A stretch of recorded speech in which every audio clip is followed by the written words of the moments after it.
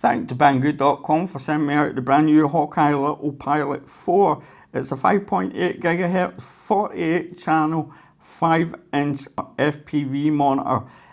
Resolution is 800 x 480, max brightness is 700 lux with a response time of around 20 milliseconds. Now it does have dual diversity receivers built in here, and your connectors at the top are RP-SMA female ones. I don't know why they use these all the time, because they don't use these type on your goggles, so you won't be able to use your goggle antennas for these, but fortunately enough they did include antennas in the box.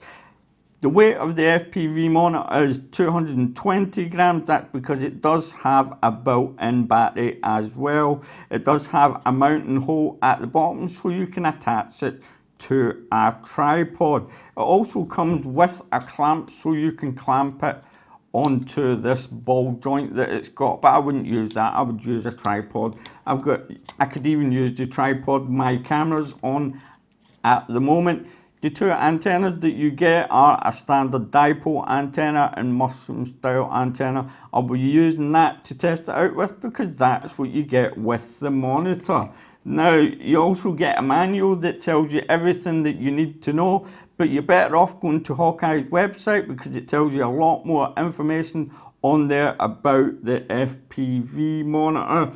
You also get a set of cables. Now these cables are recognised from the older version, the Hawkeye version 3. This was to plug in an external DVR, but you don't need to do that anymore, because you've got a built-in DVR in this monitor, which is great. And it takes a micro SD card at the side here.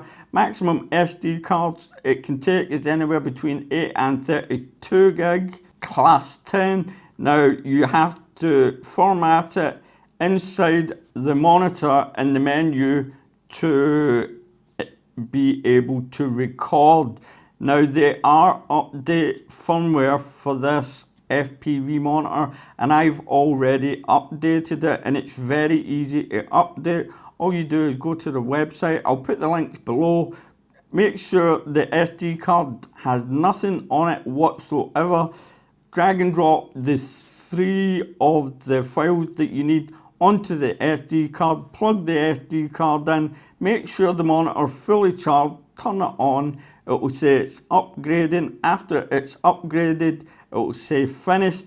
Take the SD card out and hit the reset button at the back here. Do not power off the monitor. Okay, after that you want to take everything off the SD card before you plug it back into the FPV screen, and go into the menu and format the SD card, and that will be you ready to record. I think they need another update, because there are quite a few glitches in this. I mean, it works perfectly fine if you are looking through it and you're flying around, but to play back any recording, it is quite choppy. It does say on the manual on the website that the playback function on this is only to find your quadcopter. It's not really for watching. And I know the reason behind that, because it's very, very choppy as well. Once you get a distance away, or the footage starts to get a break up a little bit, it starts to get choppy, like I said, and it's not very good at all. And my camera just went out of focus there.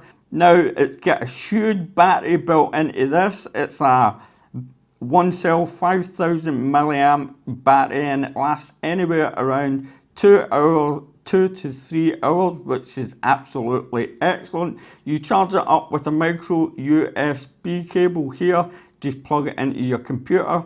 You'll get a blue LED light come on, and when it goes off, that will be it fully charged. You don't get a micro USB cable with it, so you'll have to provide your own. There is one thing that is quite strange about this as well. In the manual, it says, set your camera to NTSC for best picture quality. Now, when you're recording, it records in PAL at 720 times 288, and when you record in NTSC it records at 720 times 240, which is quite strange. I don't understand why it does that, but it does. So they really need to work on another update to fix the problem with this and the stuttering when you're playing something back, because it would be nice to play back your FPV footage on this without it kind of stuttering. And not only that, when I've took the SD card out and plugged it into my computer to watch anything back, it's in fast forward mode. I have no idea what's going on. The FPS is like 60 FPS. It's absolutely crazy, and the only way for me to fix that was to edit the footage from the SD card, and I could get it to slow down. It's kind of crazy, if you ask me, and it records in AVI format. Not only that, when you plug it into the computer and I double click it, I use VLC player to play back all my videos, it comes up, it's like it's corrupt, so it's building the index of the file or just play normally, you know. So I don't know what they've done, but they've done something very strange indeed. Now you do have another cable, which is this one. This is for your AV in. If you look at the back here, you've got your video in and ground. So just look on the cable and you can see your ground and positive. So that's black to the bottom and red to the top, and that is what we'll do. And something interesting I found out last night was the Hawkeye Firefly 2 is a perfect fit. The last video I did, you had to find all different cables to plug it in to change the settings on this camera, but you don't anymore. This is like plug and play, so they made it to match. All you do is plug it in and that's you good to go. Wait till you see this. I'll turn on the monitor. I'm going to turn it to the side just now because my camera's been playing up. And I'm going to go to AV in. That's what we're on right now. I'm going to turn on the Firefly 2 camera. There you coming on. Check that out. So now you can change all of your settings. I've got a bright lights all over the place, by the way. Now you can change all your settings using this monitor. It's like they made it match perfectly. So if you've got a Firefly 2 camera, you can just plug it in here and you can change all your settings, no problem whatsoever. Let me just unplug all this.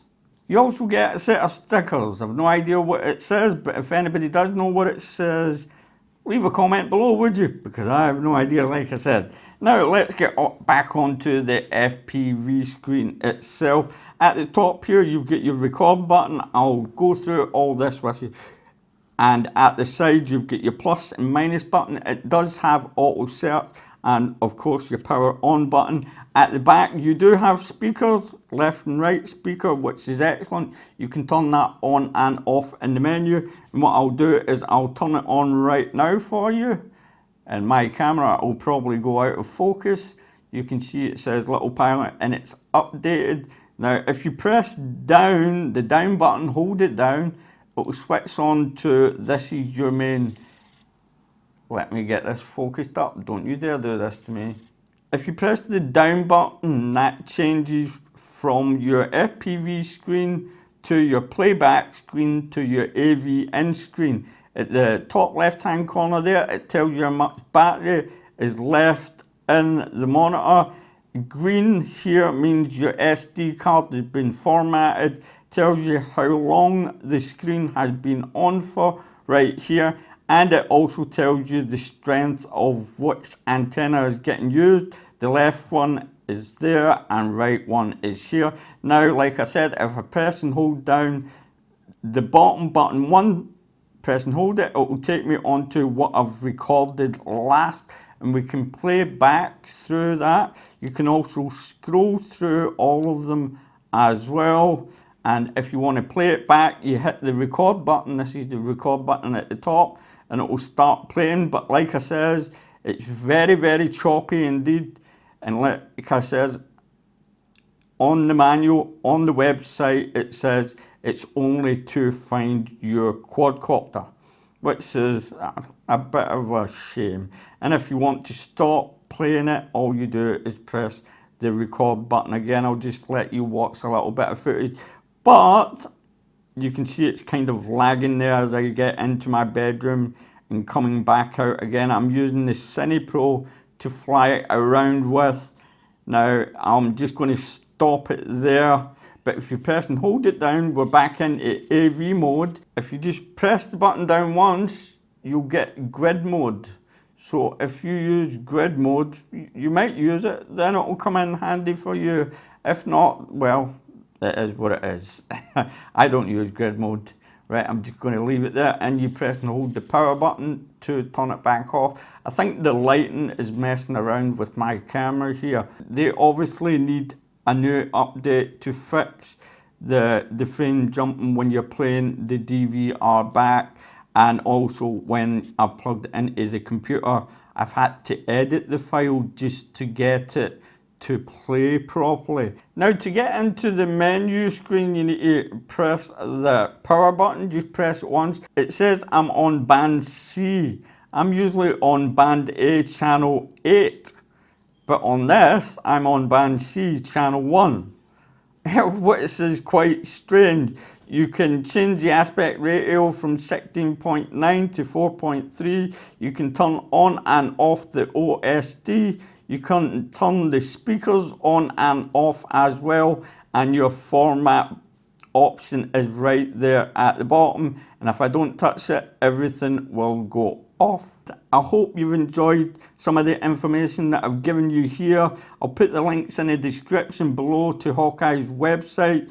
If you want to update the firmware, well, I would recommend that you do. And hopefully they'll have another update, because the update was January's update, and I got this monitor before that, so it had to be up-to-date firmware, and that's why I installed it. I'm trying to make up my mind what I'm going to do for a giveaway. I'm not quite sure yet, but it should be up for tomorrow. Okay, that's all I do know, and we'll have some footage up of this as well. So thanks for watching this video. Don't forget to check the link in the description below to where you can pick this up. Don't forget to hit the like and subscribe, and hit that bell button so you'll get notifications when I put a new video up. And happy flying and happy RCing, my friends.